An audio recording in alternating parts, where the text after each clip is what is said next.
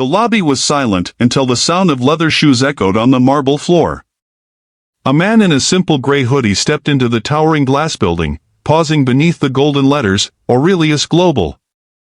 He had walked these halls for decades. Today, he was stopped at the door. "Sir, you don't belong here." The guard's voice was sharp, dismissive. What nobody realized, what nobody dared to imagine, was that this stranger owned more of this empire than anyone in that room upstairs. And in less than 2 weeks, the world would know it. The building was a monument to wealth. A 50-story fortress of steel and glass, with polished marble floors that reflected power like a mirror. Every person who walked in wore designer suits, carried briefcases, and flashed badges that cost careers to earn. But the man in the hoodie? He looked out of place. His name was Elijah Ward. To most of the world, he was a retired investor who had disappeared years ago after selling his stakes.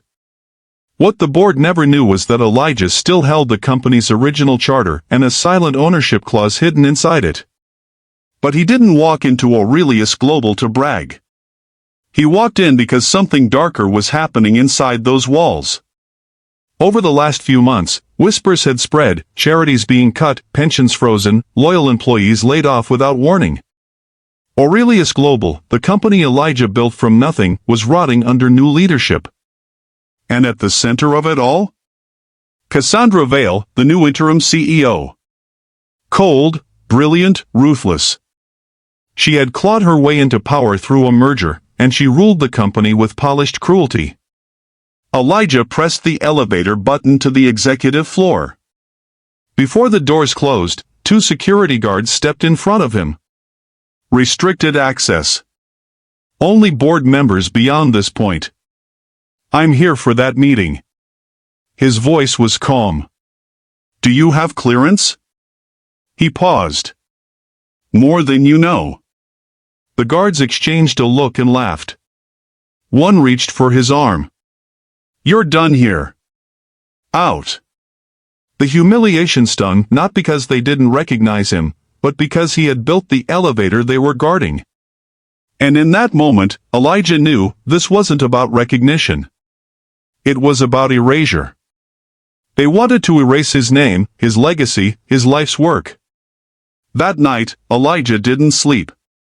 Instead, he walked the streets of Manhattan, remembering how far he'd come. He was the son of a janitor. The kid nobody believed in. The man who started with a garage business and turned it into a global empire. Every floor of Aurelius Global was built brick by brick on his sweat. And now, he was a ghost in his own house. The next morning, Elijah returned not to storm the gates, but to watch. He saw patterns. Executives leaving in silence. Employees whispering in corners. A charity office once buzzing with activity now shuttered, the sign ripped off. It wasn't just bad management. It was a takeover. That's when Elijah met Naomi Carter, a young financial analyst who stayed late nights, buried in spreadsheets. She caught him watching one evening. "You're Elijah Ward," she whispered, eyes wide. "Not anymore," he said.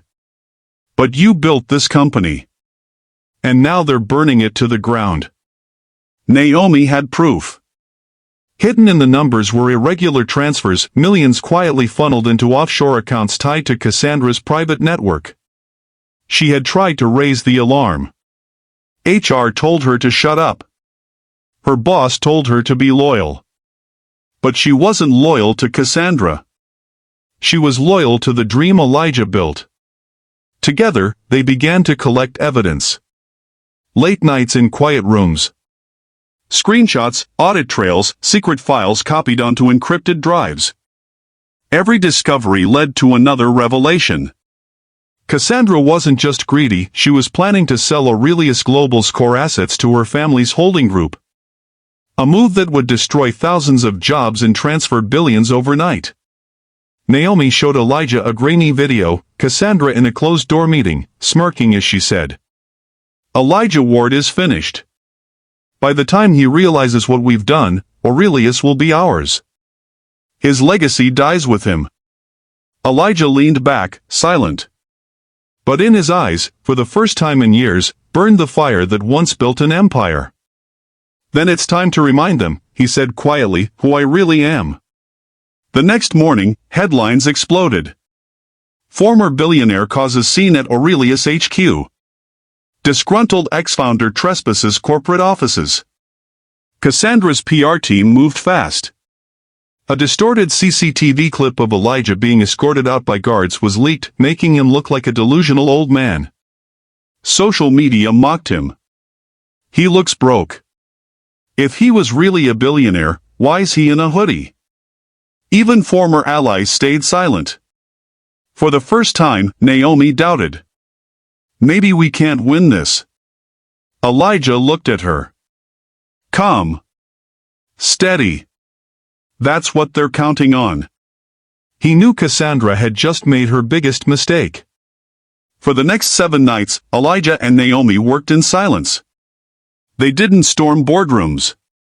They didn't make noise. They built their case in the shadows, brick by brick. In an empty corner office on the 28th floor, long forgotten after a department was gutted, they set up their base. Laptops. Flash drives.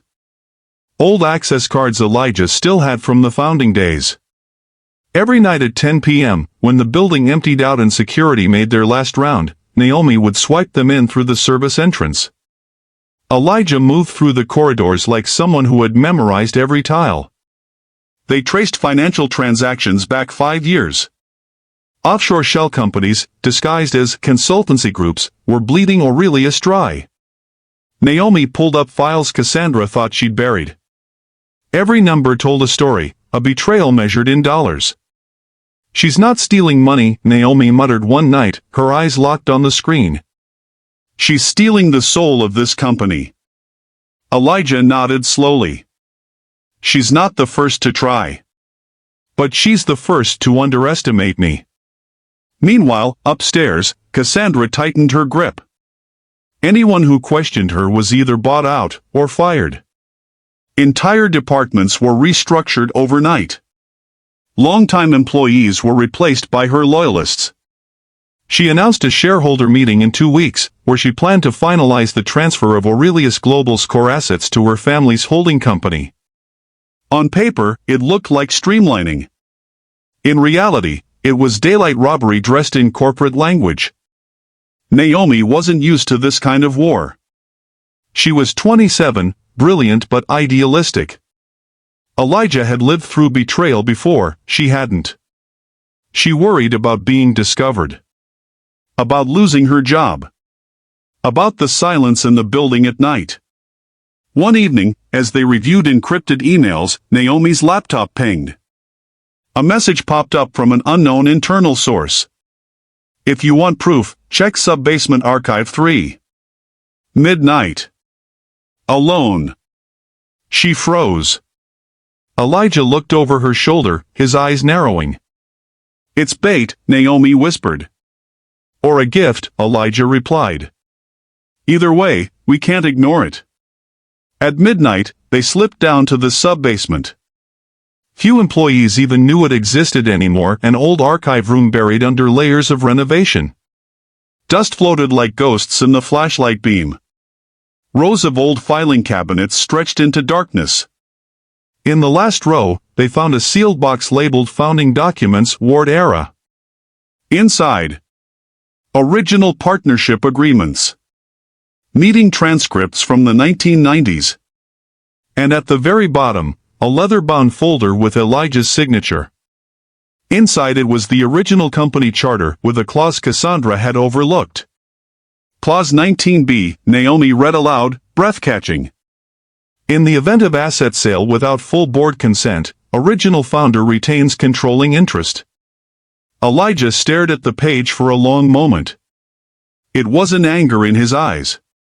It was resolve. "She thinks I'm a ghost," he said quietly. Tomorrow, the ghost fights back. The very next morning, Cassandra made her move. Elijah received a legal notice. He was banned from entering any Aurelius property. Naomi was suddenly called into HR and interrogated about unauthorized access to restricted files. She played dumb, but the pressure was real. Cassandra wasn't just trying to block them, she was sniffing them out. She doubled security. Cameras appeared in places they hadn't been before. And Naomi's system access was suddenly under review. "She's onto us," Naomi whispered that night. "Good," Elijah replied. "That means she's nervous." They knew they couldn't win in secret forever. They needed a public moment, a stage where Cassandra couldn't hide behind press releases and legal jargon. That moment was coming, the annual shareholder meeting, live-streamed globally to investors, employees, and the press. Cassandra planned to stand on that stage, smile, and sign away the soul of Aurelius. Elijah planned to be there first. Together with Naomi, he pieced everything into a presentation so airtight it could topple a regime. Financial flows. Hidden recordings. Original charter clauses. Even video evidence of Cassandra laughing behind closed doors, mocking Elijah and calling shareholders gullible sheep. "We go public there," Naomi said. "We go public everywhere," Elijah corrected. "This isn't revenge. This is exposure." 2 days before the meeting, Naomi received another encrypted message. "If you want to finish this, look at the boardroom feed, April 3, 10:16 a.m. She pulled up the archived security footage. What they saw froze them. Cassandra and 3 senior board members were caught signing a secret agreement, transferring 62% of company assets offshore. Date, April 3, time, 10:16 a.m. The footage had been wiped from official records. But someone inside had saved it, and sent it to them. "We're not the only ones who want her gone," Naomi said. "No," Elijah replied. "We're just the only ones willing to finish the fight." By the night before the shareholder meeting, the atmosphere inside Aurelius Global was electric. Rumors swirled. Employees felt the shift but couldn't name it. Security was on edge.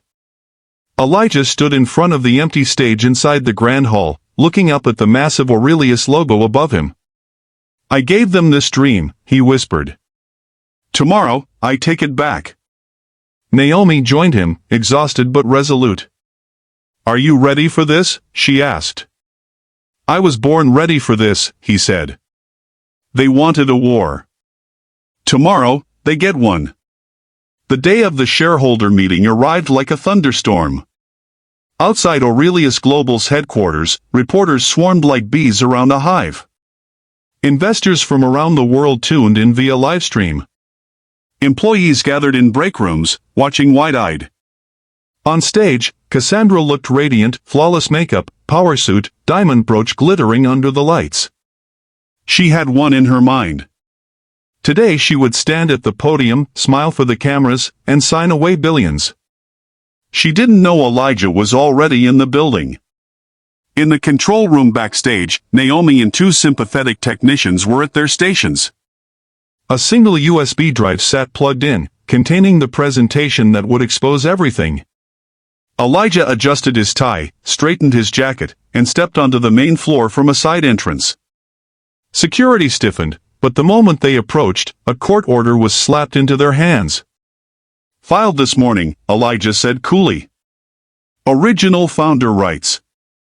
You can't keep me out anymore." The guards froze. Legal had warned them this might happen. And now, it had. Cassandra's voice echoed through the grand hall as the meeting began. "Good morning, esteemed shareholders," she said with a silky smile. "Today, we embark on a historic new chapter." The doors swung open. Heads turned. Gasps rippled through the room. Elijah walked down the aisle slowly, like a storm entering a quiet valley. Cameras followed.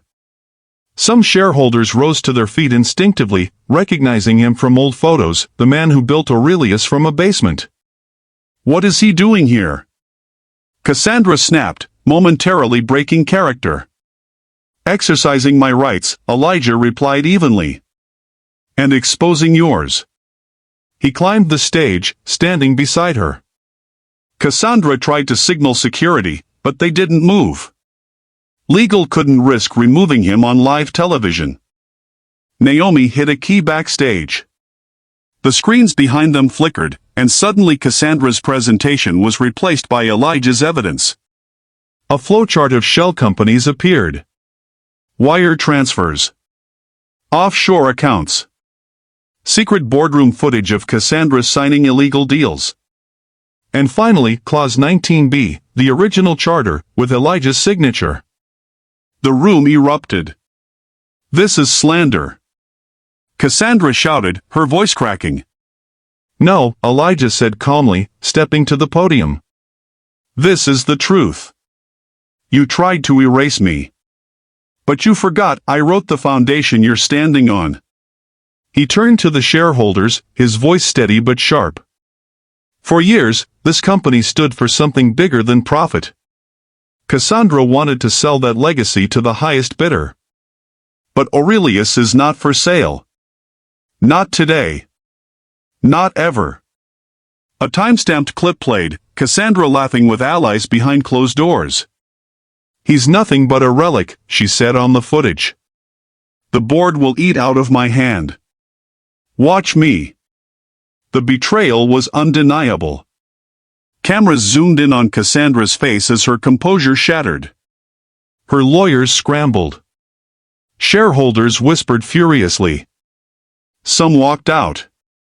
In that moment, Elijah didn't gloat. He didn't yell. He simply stood there, silent, as the evidence spoke louder than words. "You wanted to know who I really was," he said, looking at Cassandra. "Now the world does." The aftermath was swift. The board announced an emergency session. Cassandra was suspended pending investigation. Her offshore accounts were frozen. Media headlines exploded globally. Founder returns to expose billion-dollar heist. Corporate coup crushed in live meeting. Elijah Ward, the ghost who saved Aurelius. Naomi watched from the sidelines, tears welling. She had risked everything, and it had paid off. Later that night, Elijah stood outside the building, looking up at the Aurelius logo glowing against the sky. Naomi joined him. "You did it," she said. "We did it," Elijah replied. "But this is just the beginning." Inside, employees celebrated quietly. For years, they'd felt unheard. Now, truth had a face, and it wasn't the polished smile of Cassandra, it was the unyielding calm of a man who built something real. As the dust settled, Elijah received a message on his phone. No name. Just one line. "You stopped her. But she wasn't working alone." The camera would slowly zoom in on Elijah's expression, calm, but calculating. The war wasn't over. It had just shifted to a new battlefield. "Looks like we've only opened the first door," he murmured. If you've ever witnessed power being abused, you know this fight doesn't end in one boardroom. This was just the beginning of Elijah's battle to reclaim what he built. They'll subscribe if you want to see how deep this corporate war goes. And tell me below, what would you have done in his place?